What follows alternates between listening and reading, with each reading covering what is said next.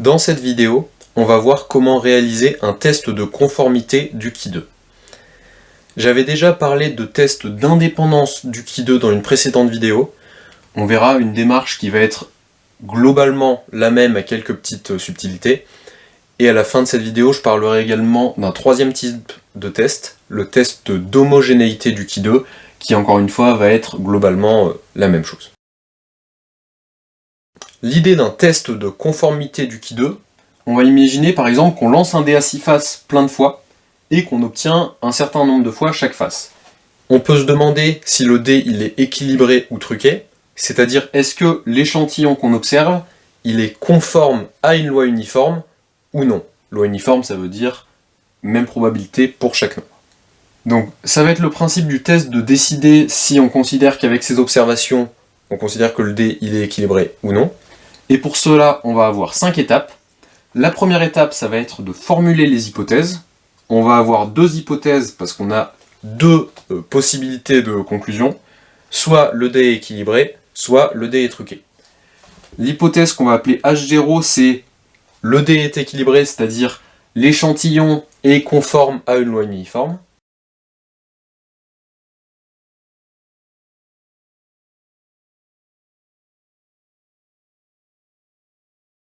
Et l'hypothèse alternative, ça va être simplement le contraire, l'échantillon n'est pas conforme à une loi uniforme.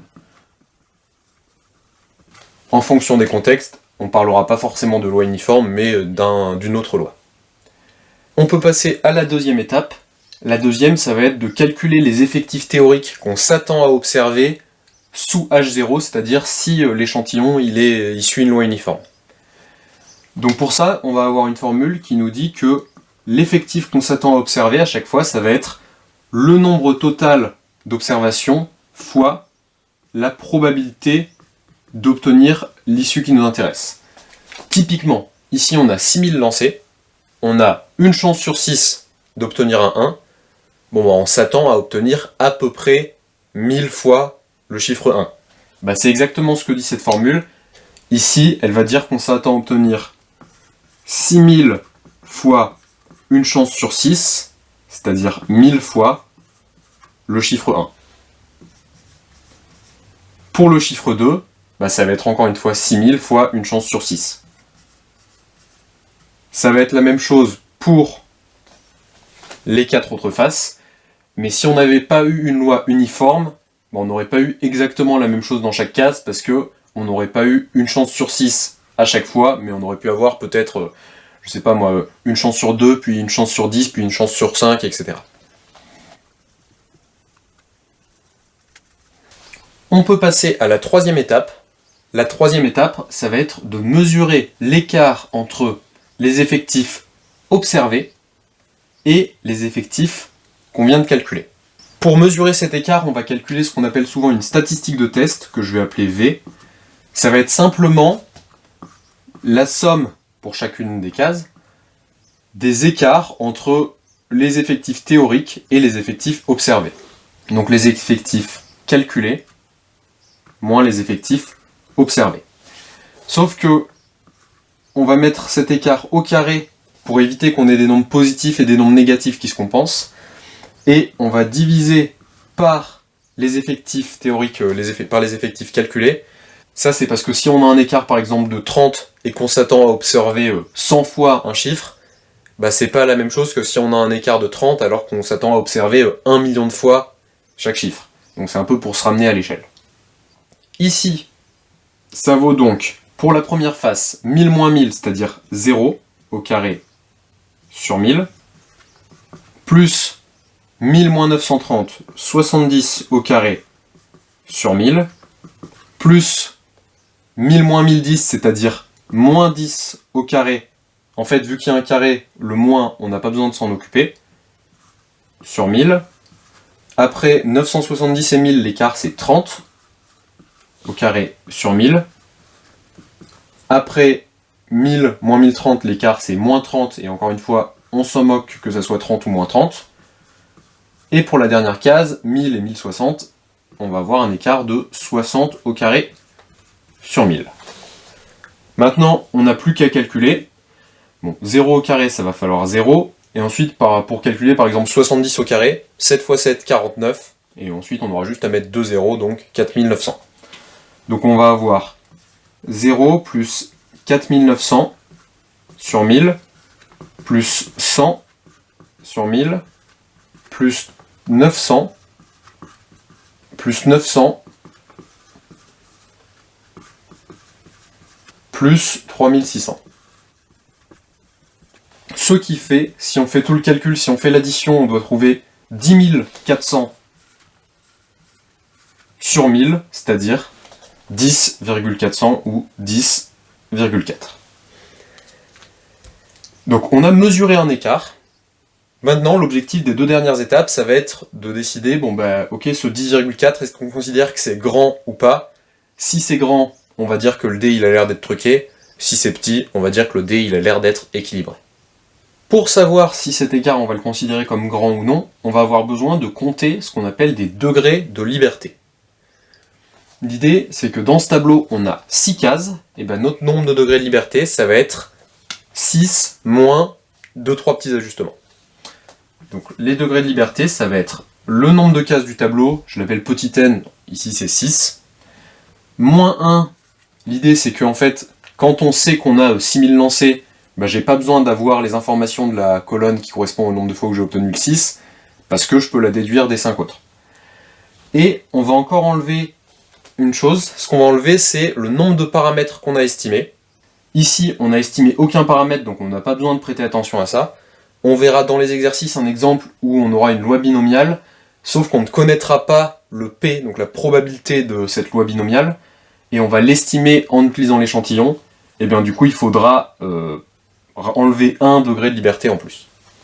Donc ici on trouve 6 moins 1 moins 0, c'est-à-dire 5 degrés de liberté, et on peut passer à la dernière étape. La dernière étape, l'idée ça va être de comparer la valeur de l'écart, donc de ce 10,4, à une valeur seuil, et ça va nous permettre de prendre une décision. Prendre une décision, ça veut dire accepter H0 ou accepter H1, donc dire le dé est non truqué ou il est truqué. Pour trouver ce seuil, ce qu'on va faire, c'est qu'on va utiliser les degrés de liberté qu'on vient de calculer et le risque qui était mentionné dans l'énoncé.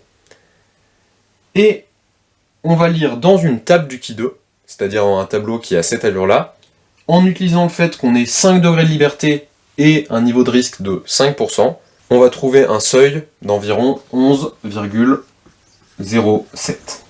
Bien maintenant, l'écart qu'on a calculé tout à l'heure, il est plus petit que ce seuil.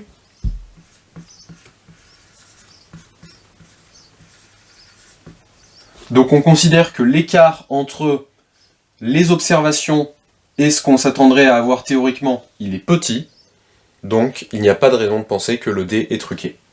C'est-à-dire qu'on va accepter l'hypothèse H0.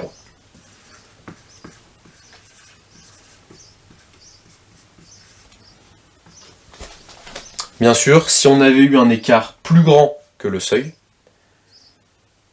on aurait trouvé que l'écart était trop grand, donc on aurait accepté l'hypothèse H1 qui dit que l'échantillon n'est pas conforme à une loi uniforme.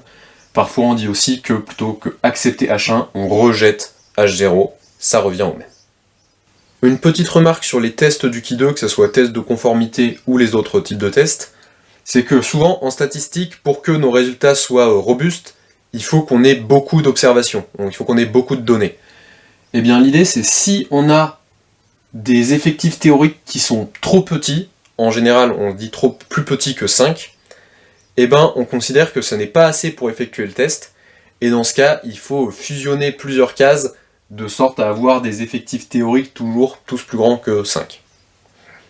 Donc ça c'était pour le test de conformité du Ki 2, où on a un échantillon, on a une loi, par exemple la loi uniforme, et on se demande si l'échantillon il est conforme à la loi ou non. Il y a un autre type de test qui s'appelle le test d'homogénéité du Ki 2. L'idée c'est plutôt que d'avoir un seul échantillon, on va en avoir plusieurs, 2, 3, 4 ou plus, et on ne sait pas quelle loi ils suivent, mais on se demande si les échantillons suivent la même loi ou non. Et bien pour déterminer s'ils suivent la même loi ou non, on va pouvoir faire un test d'homogénéité du qui 2. Ça va être les 5 mêmes étapes, sauf qu'à la première étape, les hypothèses seront formulées de manière un petit peu différente. H0, ça serait les échantillons suivent la même loi, H1, les échantillons ne suivent pas la même loi. Pour la deuxième étape, pour calculer les effectifs théoriques, on ne pourrait plus avoir cette probabilité. Donc l'idée, c'est qu'on va faire un calcul qui va être en fait exactement le même que dans un test d'indépendance. On aura un tableau avec plusieurs lignes, plusieurs colonnes, on ferait sur chaque case la somme de la ligne fois la somme de la colonne sur le total. Pour l'écart, ça serait la même chose, mais on aurait plusieurs lignes, donc le calcul pourrait être un peu plus long. Pour les degrés de liberté, on va encore une fois avoir la même chose qu'avec le test d'indépendance. Donc ça va être le nombre de cases moins la dernière ligne et la dernière colonne. Et la dernière étape, elle est inchangée. Donc pour un test d'homogénéité, je vous conseille de re-regarder la vidéo sur les tests d'indépendance, puisque toutes les étapes sont les mêmes, à part donc l'étape formuler les hypothèses, qui serait plutôt les échantillons suivent la même loi ou les échantillons ne suivent pas la même loi. Donc là on vient de faire la partie théorique sur les tests de conformité et tests d'homogénéité du qui 2. Maintenant on va passer à la pratique avec ces 3 exercices. Ces 3 exercices qui seront corrigés dans la prochaine vidéo.